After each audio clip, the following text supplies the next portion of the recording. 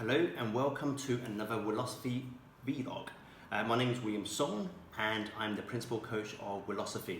So like most people, I'm a big fan of the MCU, the Marvel Cinematic Universe. And I wanted to use the heroic leaders of the Avengers to take us through the next part of leading through VUCA. Okay, I think that there's been a lot written about the leadership qualities, the leadership traits, the management styles of all of those characters. But what hasn't been done, I guess, to date is how that leadership style changes as a result of VUCA. What happens to the inner self that affects the projected self? And what is the desired and aspired state that they want to be? And that's what I want to talk about. Natasha Romanoff. I wanted to talk about Clint as well, but let's talk about Natasha because it's quite interesting. I felt Natasha or the Black Widow, was a coaching leader. Now, why do I say that? As a coaching leader, I felt that she was a really good listener. She was really empathetic and she wanted to help others.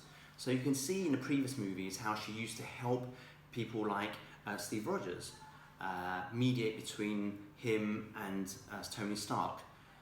She supported Clint through his problems and helping him support his family. And she also helped, what's the word I'm looking for? Soothe Bruce Banner from his inner monster. Okay, so much so that they fell in love. So I felt like she was a coaching leader. But it all changed when this happened. I felt that she was a goal-oriented leader. I think she filled the void of no Captain America and no Tony Stark.